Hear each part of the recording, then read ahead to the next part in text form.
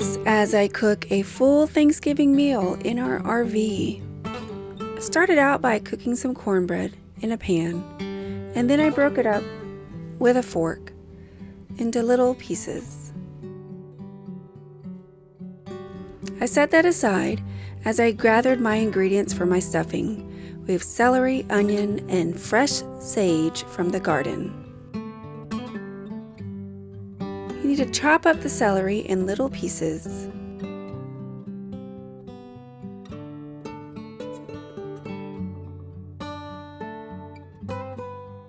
And then you chop up your onion in the same manner. I am no chef, so I'm sure there are people who cringe at my chopping ability. However, it gets the work done.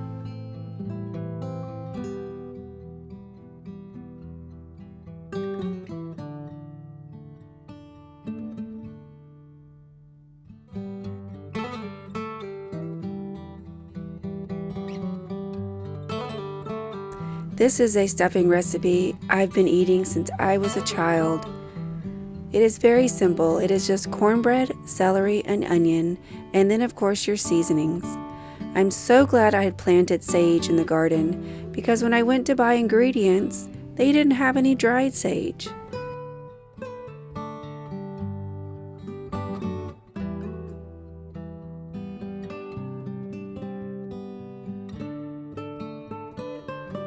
I'm also going to add some thyme. This is dried thyme. And then I'm going to put my chopped up sage in with my thyme to set aside.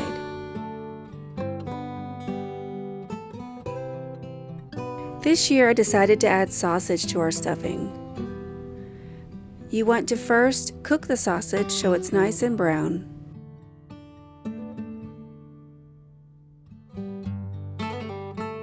Once it is fully cooked and broken up into little pieces, you're going to set that aside to drain. To my pan, I added a couple tablespoons of butter, and then of course my chopped vegetables.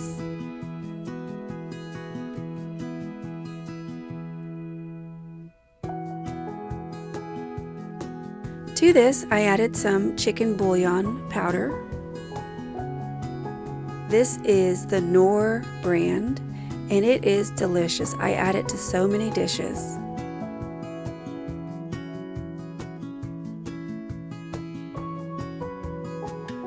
You want to cook it till it is tender. In a large bowl, I added my cornbread,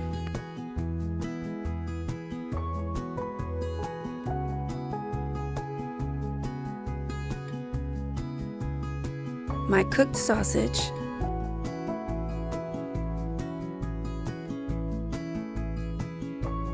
my spices, and my cooked vegetables.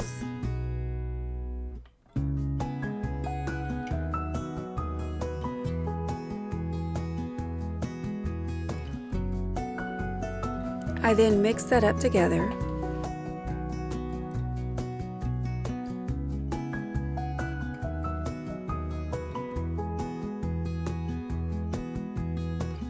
To bind it together, you want to add a couple of eggs.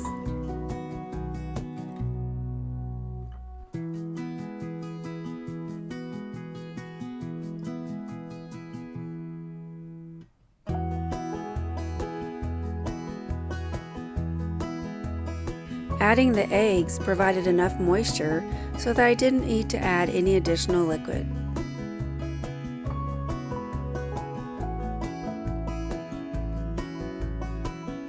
I then added it back to my pan.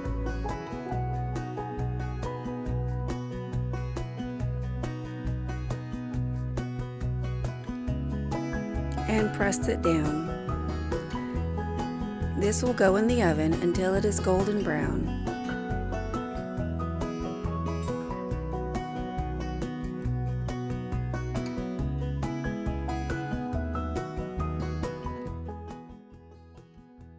Next on my list is an apple crumble. I had some Granny Smith apples that I washed, and then I peeled each of them. Unfortunately, I could not find my peeler, so I had to do it all by hand.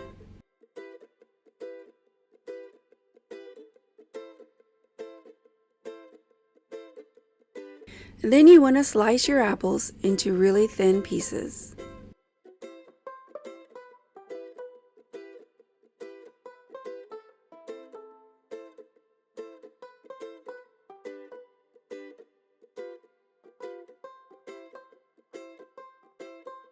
Okay.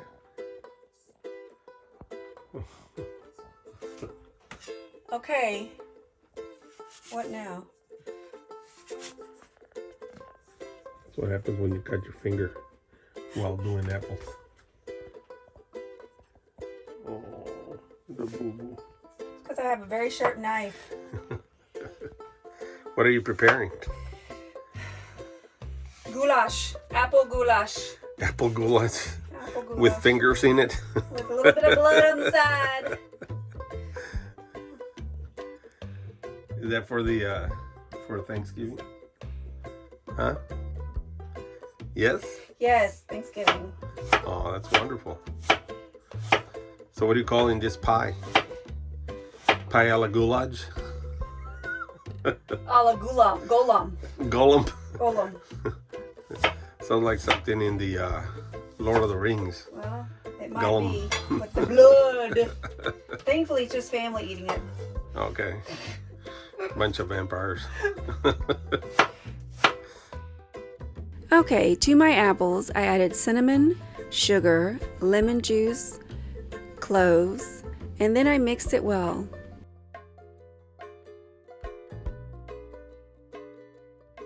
All of these you can add to taste. I don't like my dessert super sweet, but I know some people do. So I added probably about a half cup of sugar. Then you want to add it to your pan, and it may look like this is too many apples for that pan, but they sure do cook down a lot.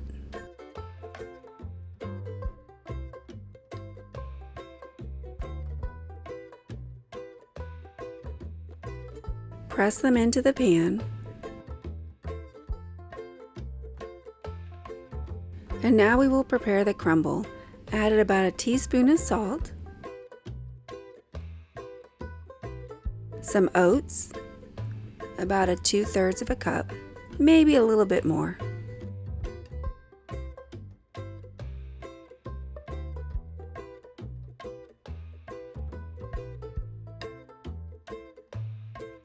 To that, I added about a half cup of flour,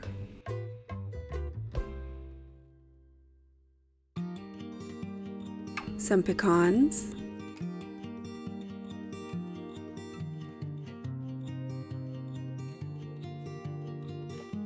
and some cinnamon.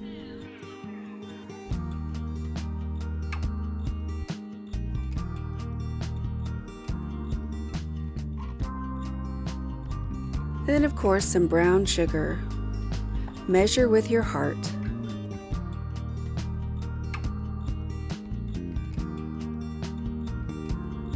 You want to mix that together really well and make sure all your little pieces of brown sugar are mixed in as well.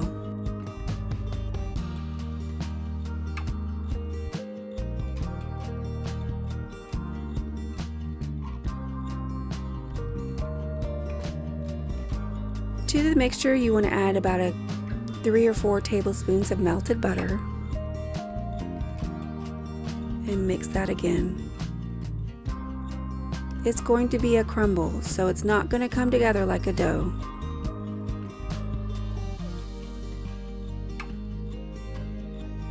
Now, I have dolloped a few pieces of butter on top of my apples, and to this, I'm going to add the crumble mixture.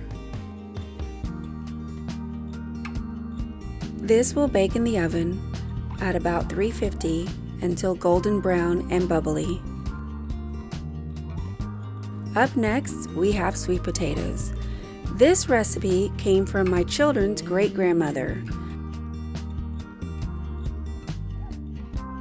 She was from the generation where they just cooked everything by scratch and had recipes that were never written down. I asked her on several occasions what it took to make her sweet potatoes, and most of it was just a bunch of this and a bunch of that. That's what I am trying to copy here.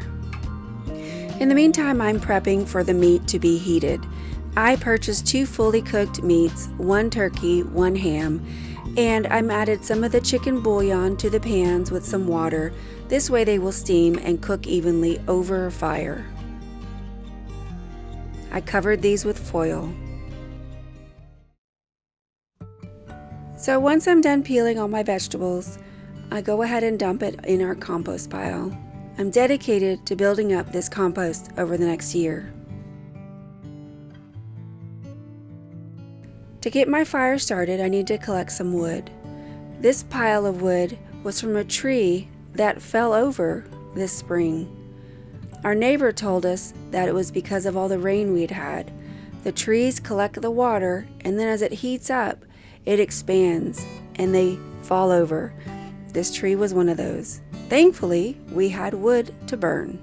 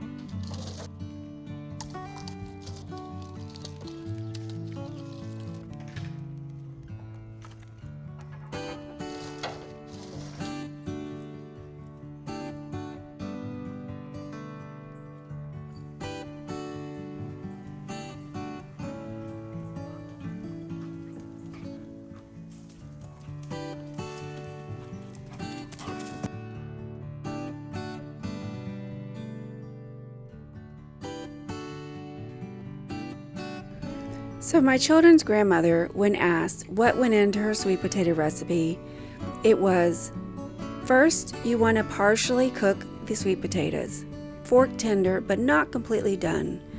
Reserve some of the water, and to that add a lot of butter, is what she would say. But she actually used margarine. This is butter. To that, I'm adding cinnamon,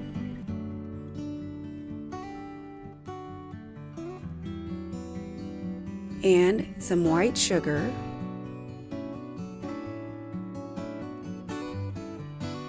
and some brown sugar. These are the same ingredients that she would add. And then she told me you would cook it until it's bubbly. I also added some cloves.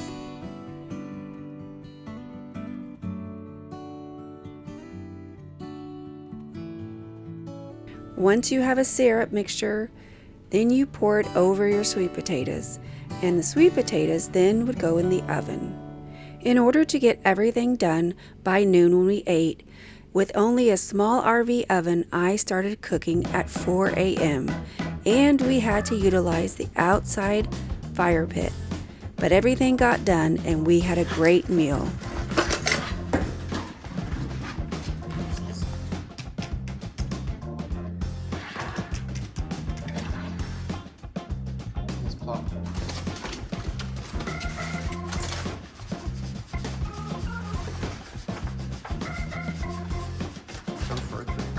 Huh?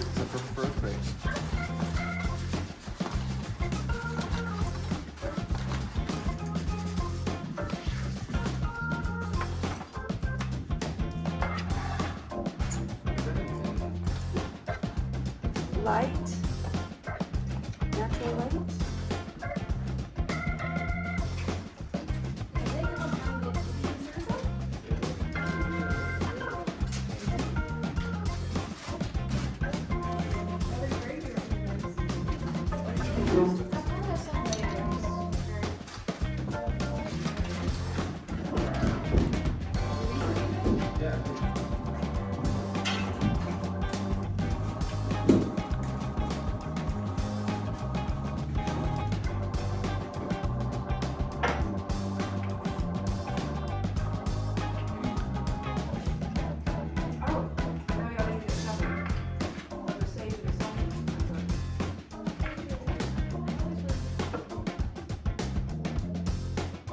going to give the dogs eat Thanksgiving too. So we prepared a plate. They got turkey and ham and sweet potatoes and dressing. So here we go. Poppy, Henry, and Max Bologna. Poppy, where? Poppy, come here. Get your food over here. Go right here. Come here. Is it too close to Sheila for you? She doesn't want to be bullied.